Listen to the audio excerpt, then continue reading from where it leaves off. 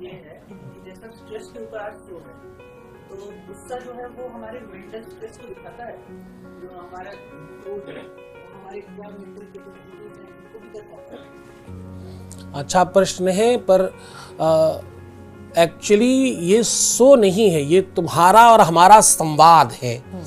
भारतीय परंपरा में जितने ग्रंथ हैं सब में संवाद है। इतना बेबाक कहीं कुछ और है? आपका धर्म इकलौता विश्व का ऐसा धर्म है जिसमें कुछ भी पूछने की अभिव्यक्ति है। गीता में अर्जुन पूछ रहे हैं, कृष्ण बता रहे हैं। रामायण में माता पार्वती पूछ रही, भगवान शंकर बता रहे हैं। जितने ही ग्रंथ आप जानते होंगे सब में कोई पूछ रहा है, कोई बता रहा है। यहां पूछने की अभिव्यक्ति है और पूछने वाला एक नियम का पालन करता है। ये इसलिए बता रहा हूं ताकि तुम सब लोग पूछ पाओ और उसके बाद जो पूछो उसका मतलब लेकर जाओ। पूछने वाले के लिए एक नियम है, जो बताया जाएगा उसको ही सर्वश्रेष्ठ मानना है, तभी पूछना होता है। भगवान कृष्ण ने गीता का ज्ञान तमाम लोगों को दिया, युधिष्ठिर को, कर्ण को, दुर्योधन को, बहुत सारे तमाम लोगों को दिया, पर मिला नहीं किसी को। मिला किसको? अर्जुन को। क्यों मिला अर्जुन को? क्योंकि अर्जुन कहते थे शिष्यस्ते हम साधुनाम त्वाम प्रपन्नाम, मैं तुम्हारा शिष्य हूं और तुम मेरे गुरुजी हो, तुम जो कहोगे वही आखिरी सत्य है। तो जब उस भाव से सुनोगे तो आपको समझ में आएगा। अब क्रोध, ये इतना बढ़िया प्रश्न आपने किया है। 140 करोड़ देशवासी और ज्यादा हो गया अभी अपने यहाँ, बढ़ रहा है रोज करोड़, 44 हो गया। अच्छा, 144 करोड़ देशवासी हैं अपने यहाँ और सबको ये समस्या है कि क्रोध, ये जो शब्द है ना, ये अगेन हम पर थोपा गया है। ये भी कुछ नहीं होता। आप कहोगे, आप कहते हो कुछ भी जब होता ही नहीं है तो होता क्या है? तो कुछ तो होता है। शरीर की अपने गुणधर्म है। तुम पढ़े लिखे हो इसलिए ऐसे बता रहा हूं, कोई सामान्य व्यक्ति होता तो अलग तरीके से बताता। शरीर के अपने गुणधर्म है। गुणधर्म का मतलब समझते हो? नेचर, स्वभाव। आपने कोई मशीन बनाई, उसका एक नेचर है, उसका एक स्वभाव है। आपने लाइट देखी, उसका एक नेचर, उसका एक स्वभाव है। प्लग लगाओ वो जल जाती है। ऐसे शरीर के गुणधर्म है। उसमें प्रेशर है, जिसको आप ब्लड प्रेशर से कैलकुलेट करते हो। उसमें शैतल्यता है, ऊष्मता है, तो उसके अपने गुणधर्म है शरीर के।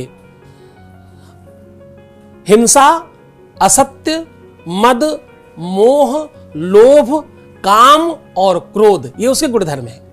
इसी से तो बना है वो। अब आपने ये लाइट देखी, इस लाइट का प्लग निकाल दो, इसके बल्ब निकाल दो, इसका बाहर का बॉडी निकाल दो, इसका ये जो स्विच गया ये भी निकाल दो, और फिर बताओ लाइट कहां है? फिर लाइट किधर है?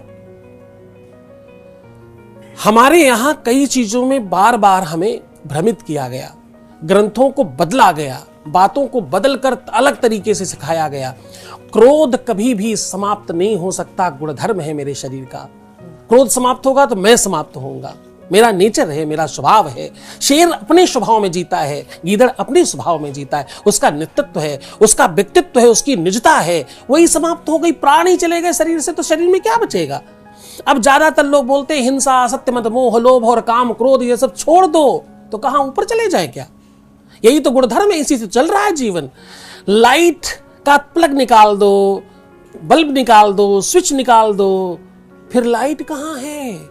किधर बचेगी? क्रोध कभी भी समाप्त होने वाली चीज ही नहीं और समाप्त करना ही नहीं चाहिए। क्रोध एक व्यवस्था है, आना ही चाहिए, आना ही चाहिए, बिल्कुल आना चाहिए। नहीं आएगा तो ब्लड कैसे चलेगा? रक्त का संचार कैसे होगा? हम अशिक्षितों लोगों की तरह बात क्यों करें कि क्रोध आता है? आएगा ही, आना ही चाहिए, एकदम आना चाहिए। क्रोध जब बुद्धिमत्ता को पाता है, क्रोध करने के अपने अपने तरीके हैं। एक अज्ञानी, एक ज्ञानी, एक सज्ञानी अलग अलग तरीके से क्रोध करता है। कोई ज्यादा जानकार वो क्रोध करेगा, कोई और हल्का व्यक्ति होगा तो वो अपने ढंग से क्रोध करेगा। क्रोध सब करते हैं। क्रोध का नियंत्रण विवेक है। ज्ञान लो, पढ़ाई करो, शिक्षित हो जाओ, जानकार बनो, बुद्धिमान बनो, क्रोध अपने आप सामान्य रहेगा। क्योंकि तुम्हें पता है how to do, where to do, when to do, पता है ना किधर जाए, कब करें, कैसे करें, कितना करें, मापदंड ही तो सिखाता है ज्ञान। तुम विद्यार्थी क्यों बन रहे हो? केवल पैसे कमाने के लिए? ज्ञानी बनने के लिए। विद्या ददाति विनयम, विनयम ददाति पात्रत्वाम, पात्रत्वा धनाप्नोति, धना धनम तथा सुखम।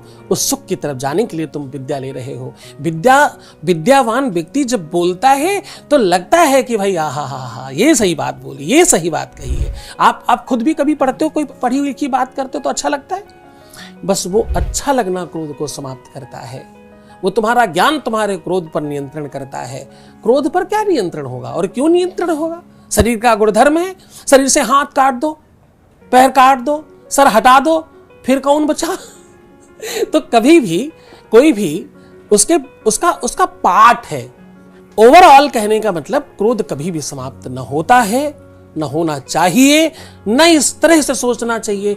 मूर्खों की तरह क्यों चिंतन करना, बुद्धिमानों की तरह चिंतन करना है। हम सब विश्व गुरु भारत बनेगा कैसे? गुरु बनने के लिए क्या करना है? पढ़ना है। कुछ भी अर्जित करना है उसके लिए पढ़ना पड़ेगा। लर्निंग अर्निंग बढ़ा ही देती है अपने आप। लर्न देन अर्न, है ना जी।